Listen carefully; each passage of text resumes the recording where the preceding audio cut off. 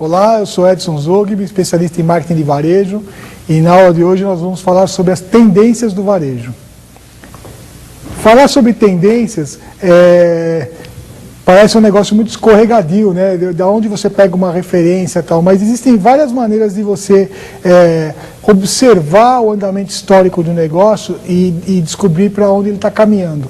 Fora o andamento histórico de um segmento de mercado, no caso do varejo, você também tem toda a tecnologia, o comportamento das pessoas, né? Tudo isso indicam as tendências, né? Então, a principal tendência que existe hoje no varejo é um estrangulamento que sofre o varejo de médio porte, né?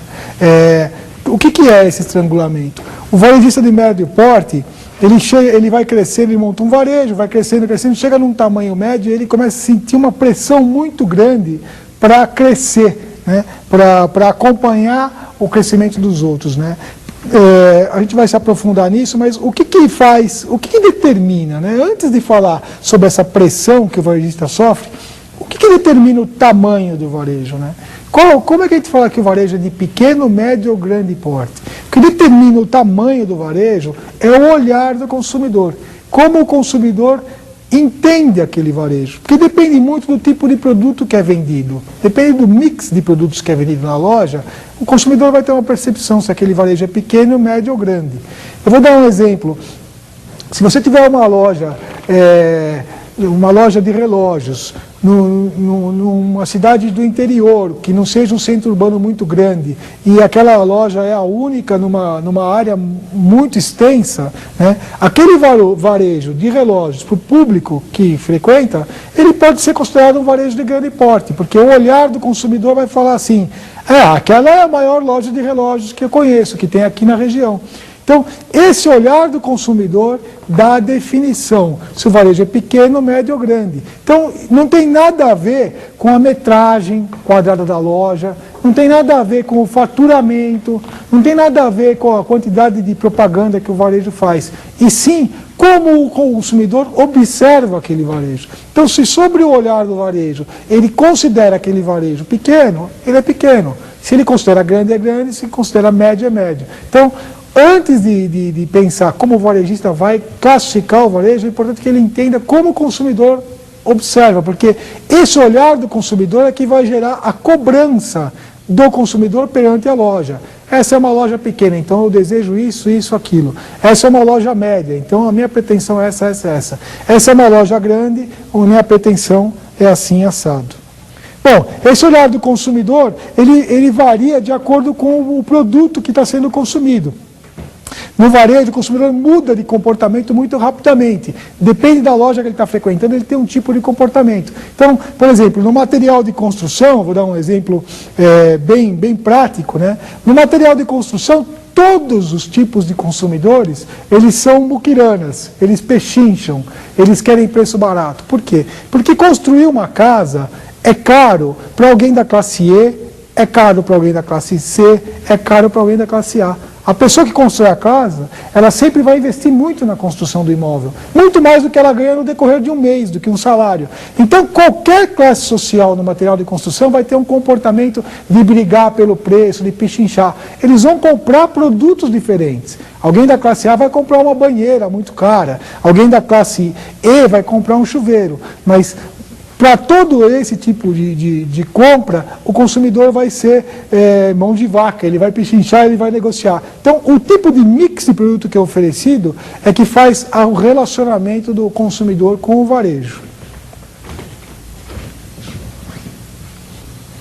Bom, não dá então, se você pensar que o relacionamento do varejo com o mix de produtos é o que define o consumidor, não dá para você descrever o consumidor com dados de classificação tipo renda ou cultura, né? É comum a gente falar, por exemplo, no varejo de moda, que pessoas que têm uma baixa renda compram grifes. Por quê? Porque ela quer ter aquele objeto de consumo, ela quer ter aquela calça de grife, mesmo que custe um salário inteiro de um mês ou de 2 meses. Então, como é que você vai classificar esse cliente?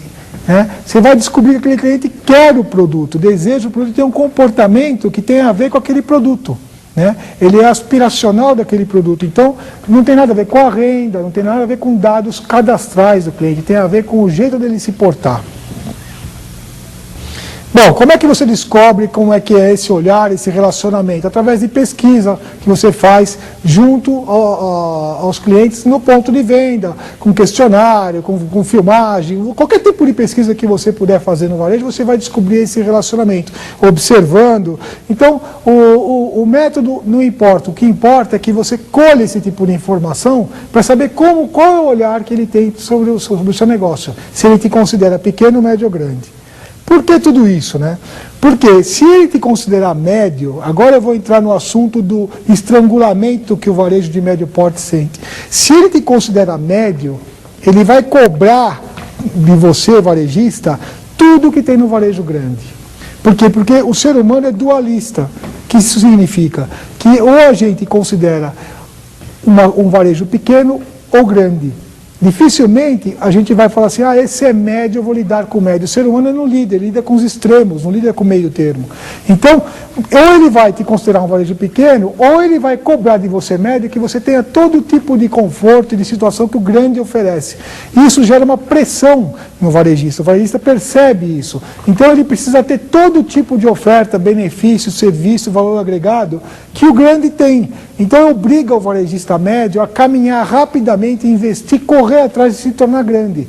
Essa pressão é gerada pelo comportamento do consumidor.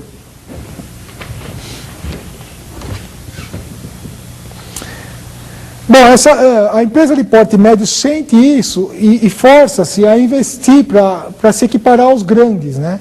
Ela tem que crescer para compatibilizar o investimento com o resultado, ou seja, quem faz a pressão, essa cobrança que existe, que não é uma cobrança declarada, mas pelo comportamento do consumidor, ela aparece no dia a dia da loja, ela faz com que o varejista médio invista no negócio. Se ele investe, ele tem que ter retorno para compensar. Então ele vai ter que investir em variedade do mix, ambientação de loja, preço competitivo, facilidade de pagamento, um setor de atendimento ao consumidor, um saque, estacionamento, ar-condicionado, tudo que os grandes têm. Então essa pressão é muito forte.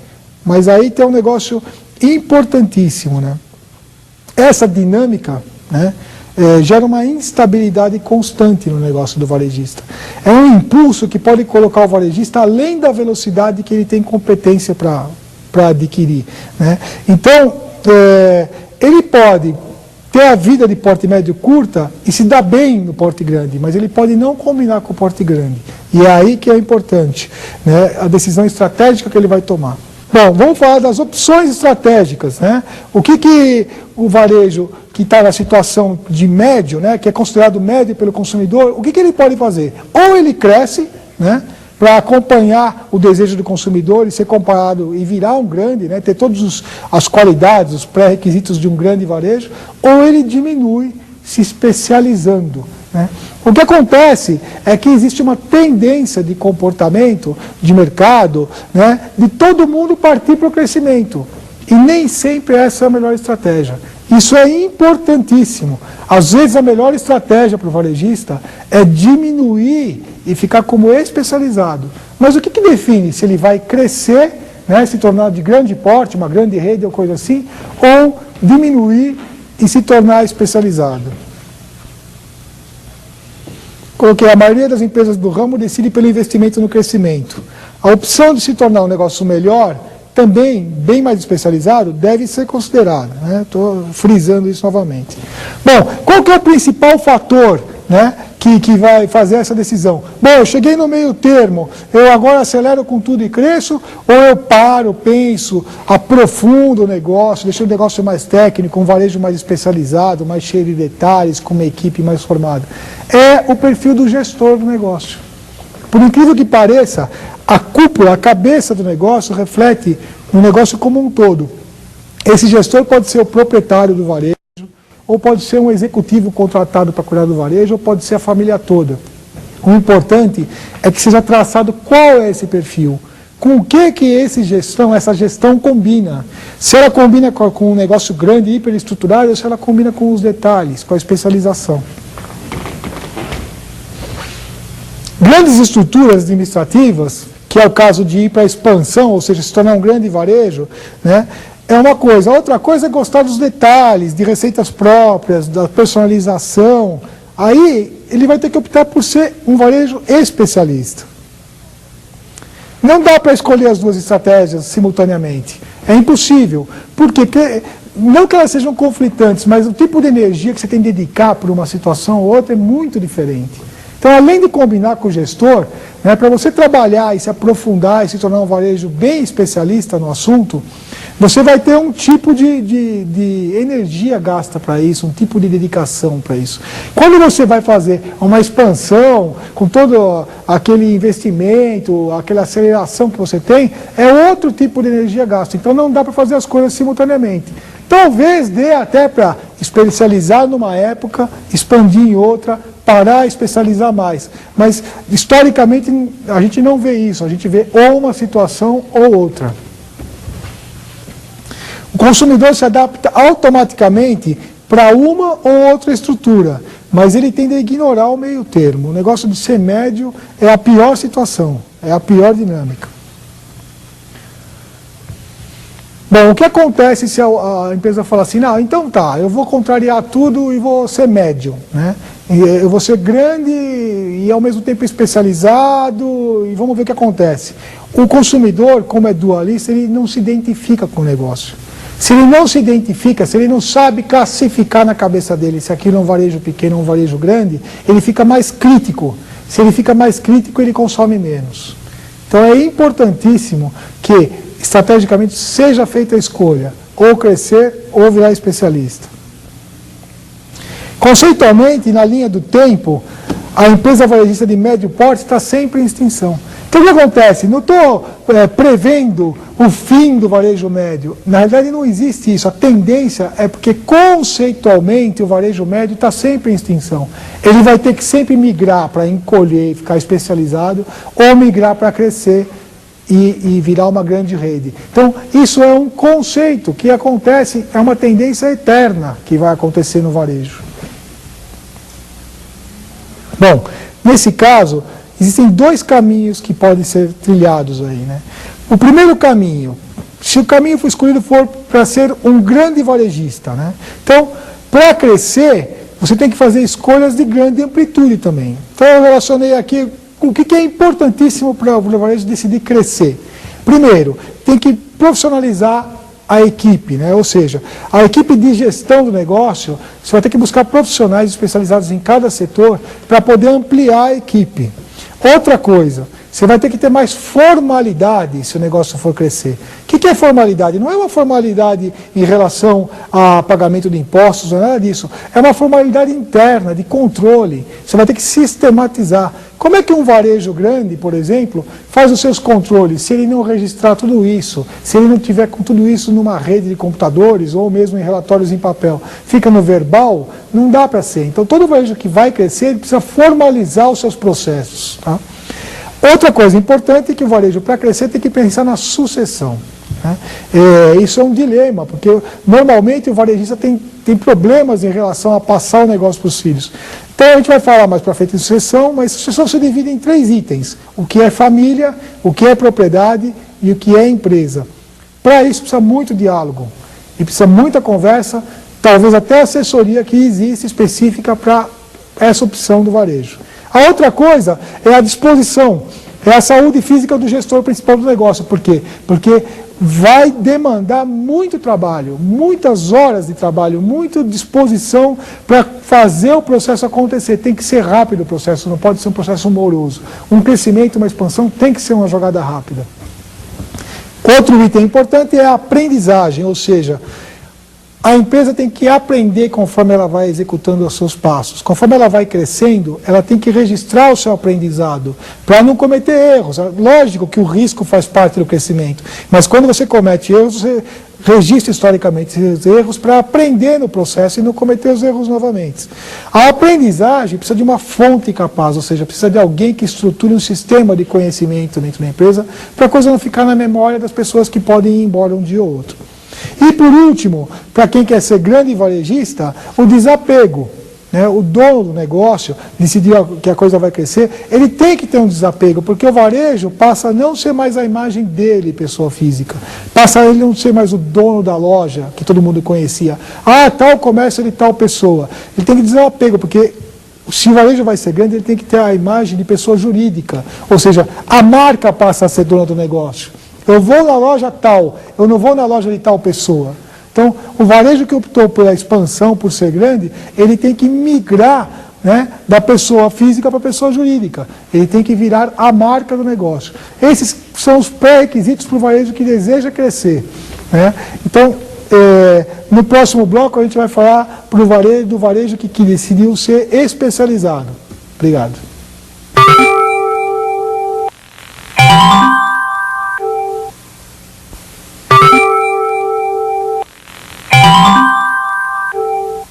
Bom, no primeiro bloco nós falamos sobre as tendências do varejo e a principal tendência do estrangulamento do varejo de médio porte.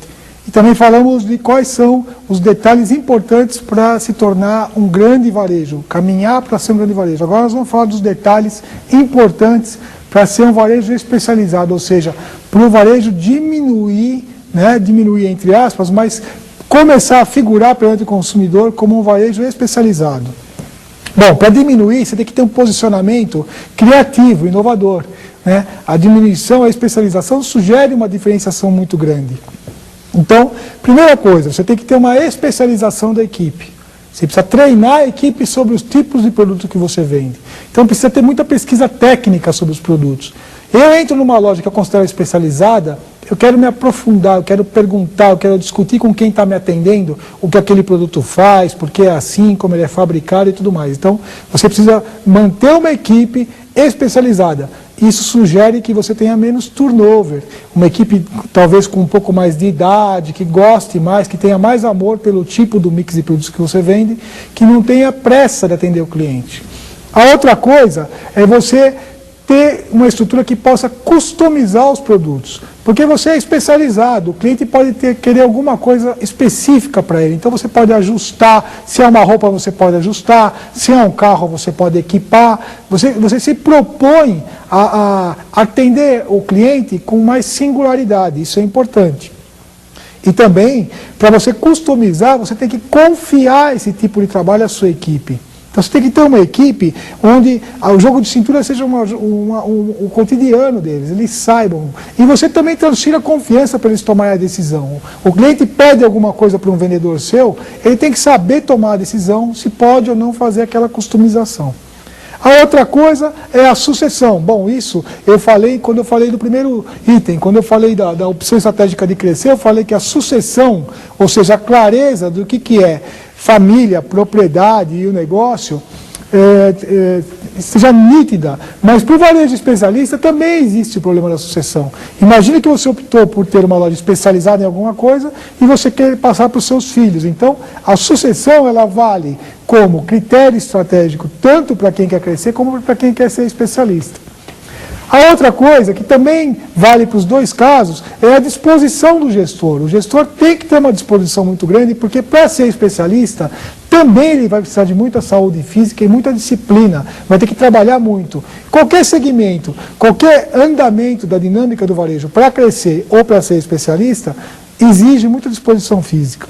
A outra coisa é ter muita criatividade, agregar muito valor ao negócio. Ou seja, eu vou numa loja especialista, eu quero que tenha algum diferencial, que tenha uma super embalagem, né? Que tenha um pós-venda maravilhoso, que eles me indiquem alguma coisa para eu entender mais daquele produto. É isso que eu espero do especializado. Ou que ele tenha soluções que fogem do padrão para algum problema que eu quero resolver no consumo daquele produto ou serviço. Então, esse tipo de coisa é critério. E, por último, a imagem. A imagem do varejo especializado, a pessoa física pode ter a mesma imagem da pessoa jurídica.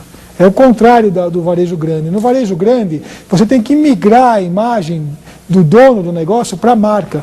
No varejo pequeno, especializado, você pode misturar, fundir a imagem do dono do negócio com a marca do negócio. Então, o que acontece? Você fala assim, não, eu vou na sapataria do João, ficou famosa como Sapataria do João, por quê? Porque é hiper especializada. Ele vai desenhar o sapato sob medida para o seu pé, ele vai atender todos os seus requisitos, ele vai pesquisar um acabamento diferente porque você deseja. Então, você pode misturar a pessoa física com a jurídica. Então, aí você não tem problema nenhum. A marca até deve ser vinculada ao dono especialista do negócio. Vai agregar valor ao produto. Bom, falando da sucessão executiva e societária do negócio, né? Eu coloquei um gráfico que vocês podem acompanhar pelo slide, que é muito importante. Precisa estar muito claro o que são os setores, família, propriedade e empresa. Eu não vou me aprofundar demais no assunto porque isso é uma especialidade. Existem especialistas em sucessão. Mas é claro, o mínimo que tem que se ter consciência é que a sucessão, tanto para quem quer crescer como para quem quer ser especialista, tem que separar o que é um acionista, né, que é aquela pessoa que é membro da família, mas não trabalha na empresa. O que é um acionista não familiar, que pode ser uma pessoa que investiu no negócio, mas não faz parte da família. O que é também um membro da família que trabalha na empresa, só como empregado, mas não tem nenhum direito à participação no negócio, é simplesmente um assalariado. Ou o que é um acionista que tem participação na empresa e também trabalha no negócio. Então, essa clareza de definições em relação aos papéis, né, na sucessão familiar tem que estar muito nítida, tem que estar muito objetiva, muito explícita para todos, porque só assim o negócio vai funcionar. Esse assunto, sucessão familiar, hoje é um dilema muito grande nas empresas nacionais, não só o varejo, como a indústria e outros setores. Então precisa ser tratado com carinho e precisa estar muito claro e definido os papéis de cada um para que não haja conflito. Vamos falar das tendências para o grande varejo, né? Quais são as principais tendências que a gente tem do varejo que decidiu crescer, que são as grandes redes, né? A primeira tendência é a tecnologia de experimentação, ou seja, no grande varejo tem que ter muita experimentação de produtos, né? A pessoa tem que ir, tem que ter experiência. É fácil ter um exemplo, né? Você pega uma rede grande de supermercado, você vai dar uma volta no supermercado, você vai ter sempre degustação de muita coisa. Você pega grandes lojas de carro, você tem o test drive com o carro. Então a experimentação do produto vai ser cada vez maior. O varejista tem que investir na ambientação e tudo mais.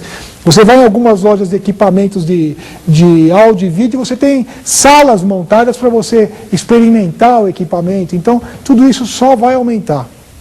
Outra coisa de tendência dos grandes é o prolongamento dos prazos, né? A gente cobra do grande varejo que ele dê mais prazo para pagar, né? Para a gente poder se organizar. A gente vai discutir isso com mais profundidade. Mais produtos de marca própria, né? E programas de pontuação em alta. Vamos explicar mais sobre tecnologia de experimentação. Por exemplo, tem alguns varejos hoje na Europa que você passa na porta da loja e você vê uma modelo na porta da loja se movimentando com a roupa da loja. E quando você chega perto não é uma modelo, é uma holografia. Então a tecnologia do ponto de vista está aumentando muito rapidamente. Ou seja, você vai ver a experimentação ter sensações diferentes com coisas envolvendo tecnologia. Existem hoje vitrines de loja onde você clica na vitrine que tem o produto para saber informações sobre o produto.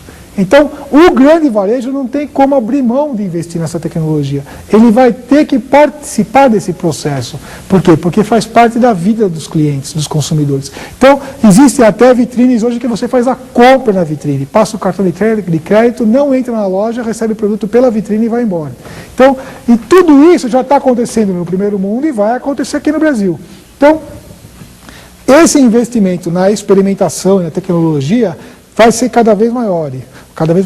Você pega recursos tradicionais do grande varejo como display, mobile, cartaz, né? Isso daí está indo embora das grandes lojas. E está cedendo lugar para quê? Para totem digital, TV de plasma, né? Onde antes você via um cartaz escrito à mão, você vê uma TV de plasma com o anúncio, com a oferta.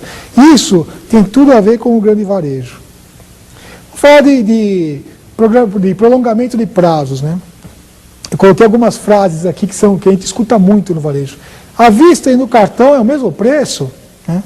Quer que faça em quantas vezes, né? No cartão, mas é o mesmo preço em tantas vezes no cartão, à vista, tudo em 10 vezes com entrada daqui a 60 dias.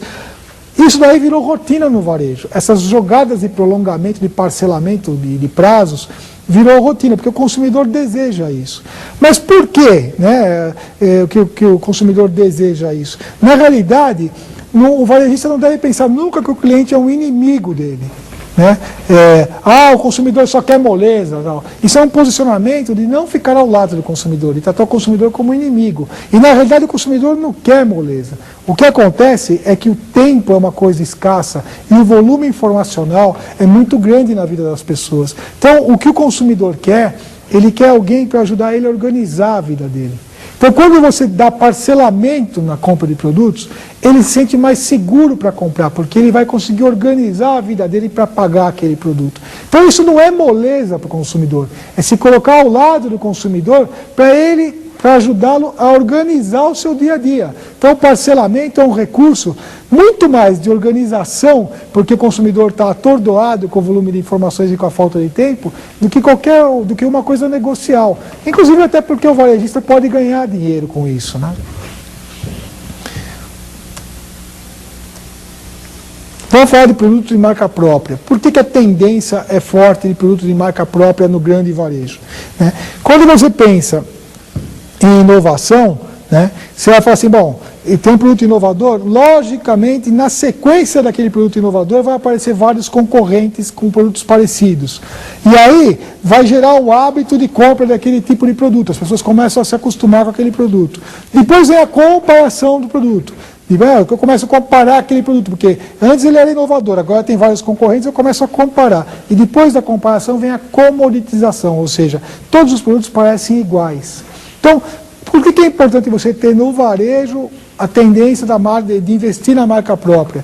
Para você lastrear aquele tipo de produto dentro do conceito do teu negócio. Eu vou explicar melhor isso. Se você tem um produto muito caro de determinada marca, né, o consumidor vai ficar com resistência a comprar. Se você tem um produto de marca própria, de uma qualidade boa, que você lastreia o preço, segura o preço numa determinada faixa, os fornecedores vão ter que acompanhar mais ou menos aquela média de preço. Então a marca própria é uma ferramenta de poder para o varejo, para ele balizar preços. Isso é importantíssimo. Por isso que a estratégia de marca própria só cresce. Né? Você vai numa loja grande hoje, num supermercado, você vai ver marca própria de quase todos os itens. O consumidor, ele aceita aquele aval, ele aceita a assinatura naquele produto com a marca do varejista. Isso é bom para o varejista, é bom para o consumidor, em termos de venda de produtos.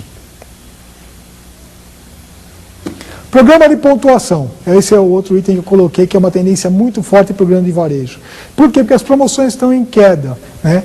Hoje o consumidor ele vai participar de uma promoção, ele preenche uma fichinha, ele sabe que a chance é muito remota dele ganhar aquele prêmio.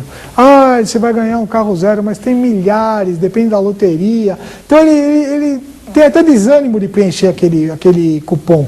Só que se você transformar isso, em vez de um prêmio, numa milhagem, numa pontuação, ele começa a acumular pontos e ele pode resgatar esses pontos no próprio varejo, você vai estar gerando relacionamento. Além de estar tratando a coisa individualmente. Numa promoção que você faz um sorteio de um carro, por exemplo, a massa que está envolvida, para você tanto faz quem é.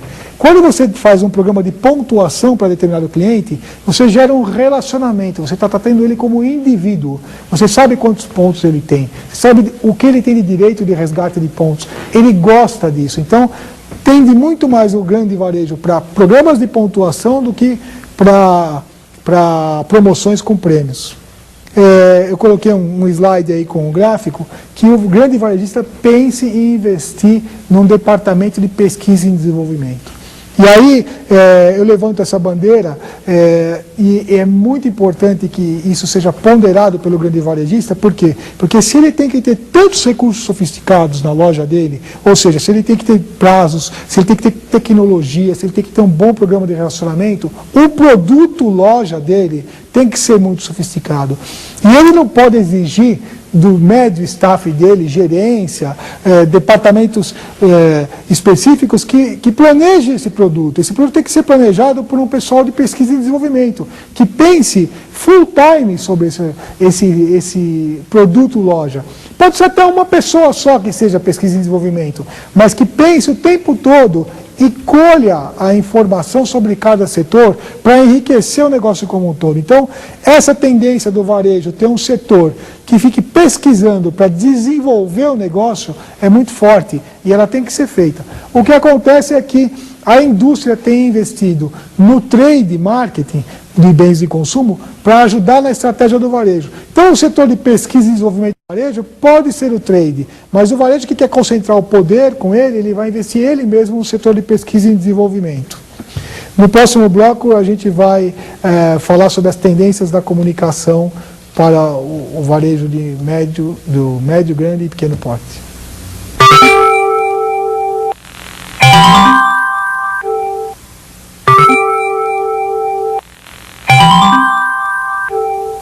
Nós falamos das tendências, né, para o grande varejo. Agora nós vamos falar das tendências para os pequenos, né, para aqueles que decidiram tornar-se em varejos especializados, né. Então, a primeira delas é serviço agregado ao produto, ou seja, aumentar a gama de serviços que acompanham o produto, deixar aquele produto sofisticado em termos de opções. Por exemplo, você tem um varejo de equipamentos de áudio de última geração, de equipamentos de som extremamente sofisticados. Então você pode ter uma garantia muito extensa, você pode ter a instalação na casa do consumidor, você pode ter um estudo acústico feito na casa do consumidor. Então você vai acabar percebendo que esse seria um varejo dessas empresas que instalam home theater, é um varejo especializado. Então, quanto mais serviço você agregar, mais o cliente vai aceitar como valor do negócio em si, né? Por conta disso mesmo, os preços em ascensão, ou seja, o varejo especializado, ele pode cobrar mais. O consumidor paga mais por isso. Eu vou explicar melhor isso mais para frente. Produtos mais ecológicos e programas de pontuação. Bom, falando de serviço, fazendo uma lista de serviços aqui agregados aos produtos, a gente pode falar de customização, ajustes de produtos, personalização de produtos. Coloca meu nome. Eu quero um móvel que tem o meu nome escrito, eu quero uma louça de café que tem o meu nome, personalização, entrega especial, encomenda de produto, ou seja, você não tem o produto na loja, mas a loja busca o produto para você no mercado, treinamento sobre o produto para você aprender, por exemplo, um treinamento sobre vinhos, né?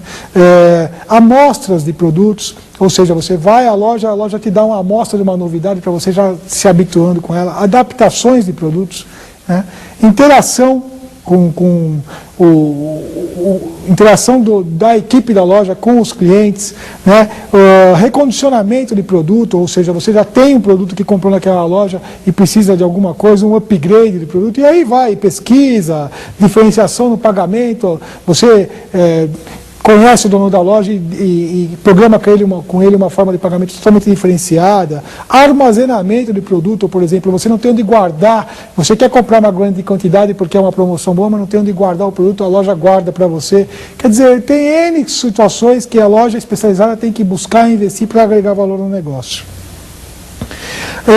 Preços em ascensão, né? Se você agrega tanto valor na loja e nos produtos, normalmente você vai ter que cobrar mais por isso. Mas o consumidor, ele tem algumas frases que compensam isso, né? Ele vai numa loja especializada e fala, não, isso aqui é um alto presente.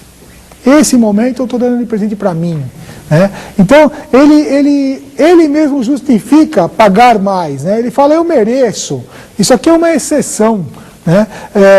É um luxo da minha parte, mas nesse momento eu mereço. É comum ouvir isso do consumidor numa loja especializada, ou seja, ele vai consumir muito racionalmente aquilo que ele não tem como coisa importante para ele, que é uma rotina, uma coisa do dia a dia, mas alguns itens que ele curte muito, que ele tem como hobby, que ele tem prazer em consumir, ele vai usar essas expressões. E ele vai pagar mais por isso. Então ele acaba externalizando esse tipo de frase para se convencer de poder pagar mais.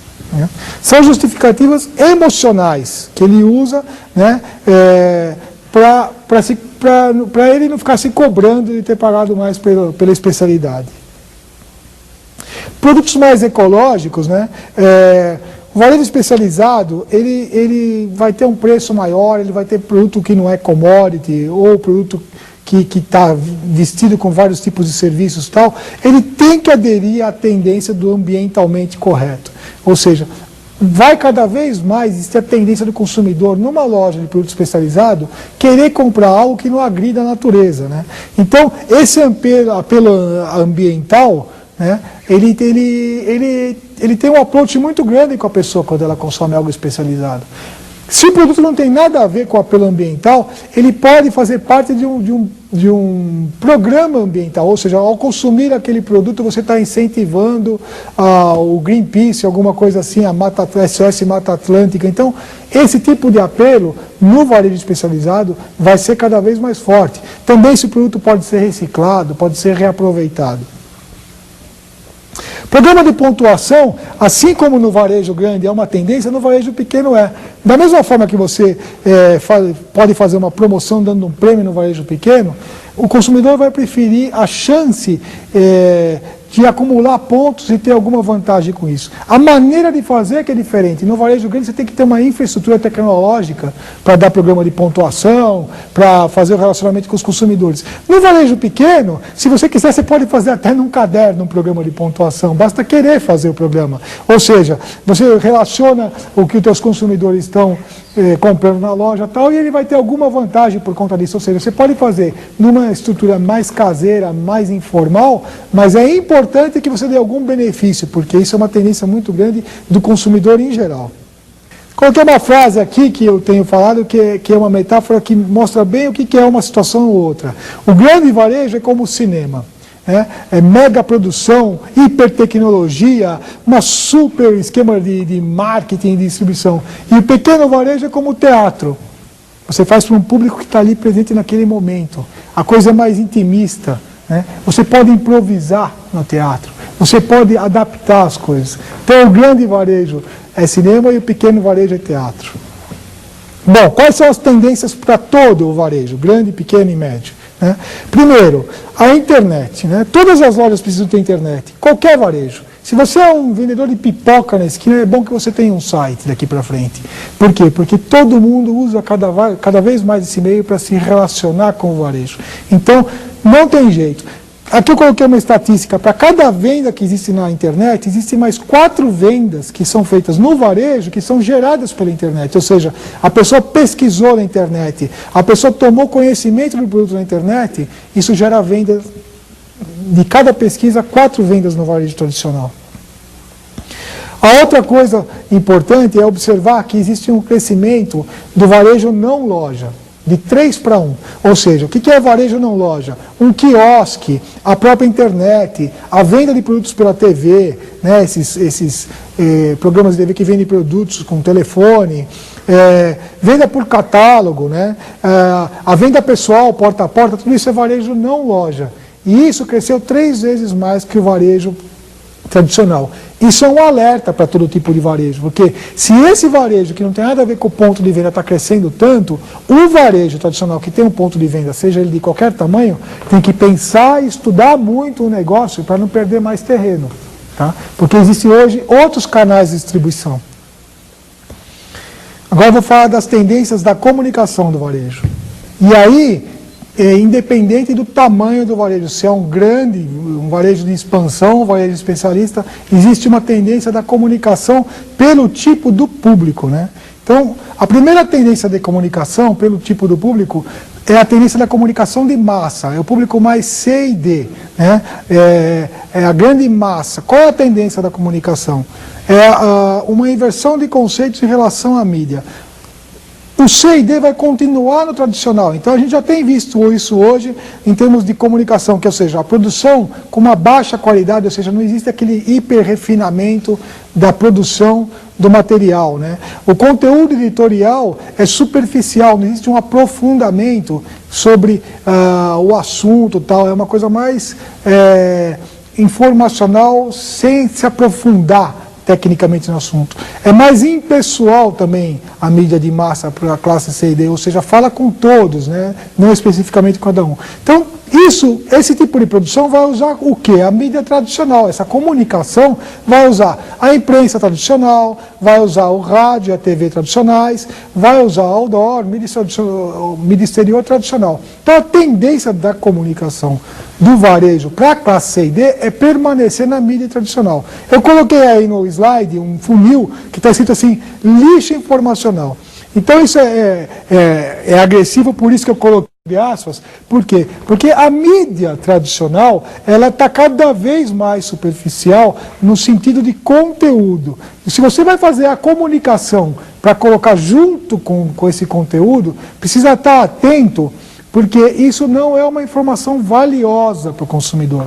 Isso é uma informação que vai ser considerada pelo consumidor como um chiclete mental, uma coisa que passou na frente dele e pode ou não ter valor. Então precisa ter cuidado para tratar com esse tipo de mídia para o varejo, porque ele talvez necessite de uma frequência muito grande para ser percebido.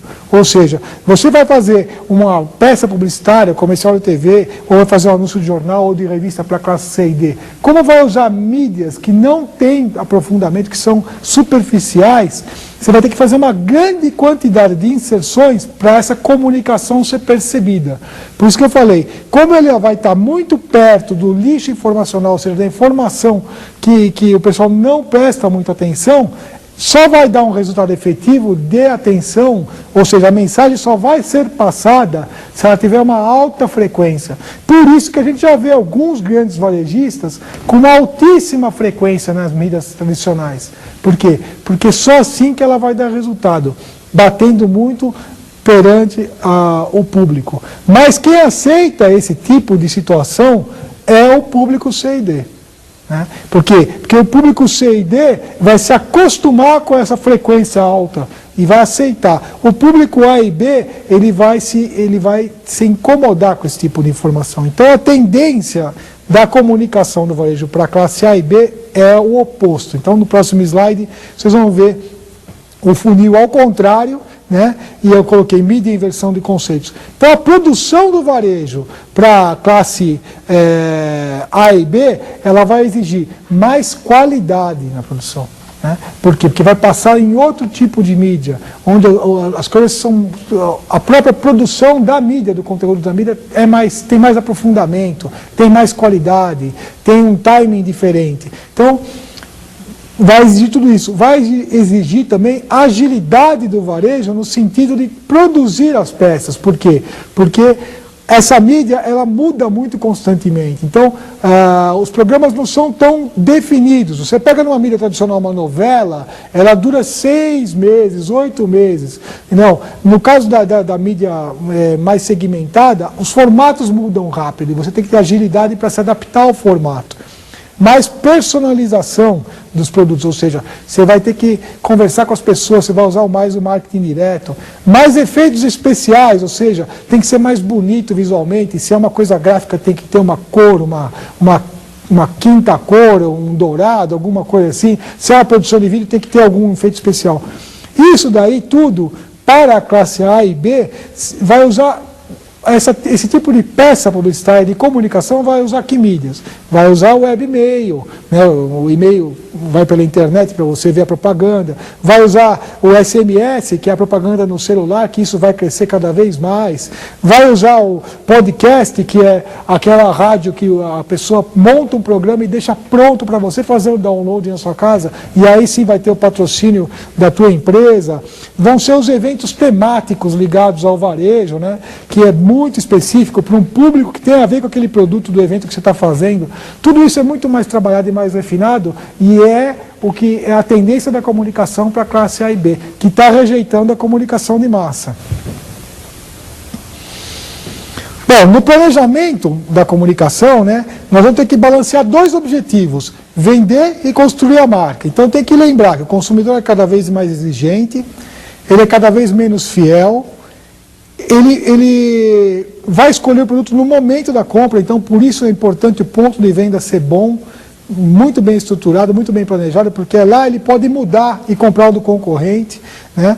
E ele também tem a pesquisa muito fácil. Hoje ele entra num site como Buscapé, Bondifário, que são sites gratuitos de busca, e ele pesquisa o preço do varejo.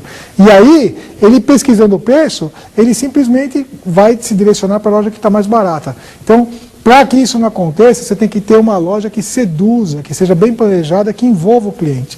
E também o descrédito na propaganda, que é uma tendência universal. Isso cada vez mais está acontecendo no primeiro mundo e vem para cá, que as pessoas estão acostumando a ouvir aquela conversa da propaganda e questionando, será realmente que isso é assim? Eu vou conhecer o produto para ver se isso é realmente assim. A pessoa pensa antes de consumir. Bom, agora eu vou contar para vocês a lenda da loja do pato, né? É uma história, uma brincadeira que eu fiz para o varejista perceber como ele tem que se posicionar. Então, um belo dia foi inaugurada a loja do pato, né? O pato prometia fazer entregas rápidas, era uma loja de entregas, ele fazia entrega de produtos. Ele fazia a entrega rápida por terra, água e ar. Porque o pato sabe andar, nadar e voar, né?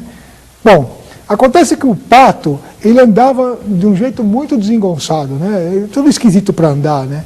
Ele nadava muito lentamente, né? Devagarinho, né? E quando voava, quando ele decolava e aterrissava, era uma loucura, uma videocacetada, né? Então, os próprios clientes ficavam em dúvida, né? Pô, esse cara faz tudo, ele entrega pela terra, pela água, pelo ar. Por onde eu mando minha encomenda? Qual que eu vou escolher? É uma confusão. Esse cara não se posiciona, não sei qual meio eu vou escolher, né? Bom, o que acontece é que a loja do pato durou pouco. Por quê?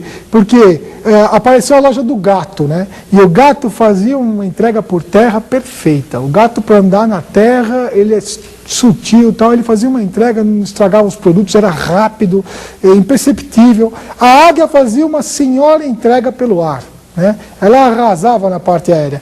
E veio o golfinho, né, que fazia a entrega por água e ele era imbatível. O que acontece é que ficou impossível do pato competir com a loja da águia, do gato e do golfinho. Então, qual é a moral da história? No comércio, a gente não pode querer abraçar o mundo. A gente tem que se posicionar e fazer bem feito dentro do foco do nosso negócio, nosso objetivo principal. E aí eu coloquei o último slide para vocês darem uma olhada, o que aconteceu com a loja do pato, né? Vocês vão ver a fotografia aí, passa o ponto, né? O pato que quis abraçar o mundo, não teve um posicionamento definido, ele não conseguiu sobreviver e fechou a loja dele. Obrigado.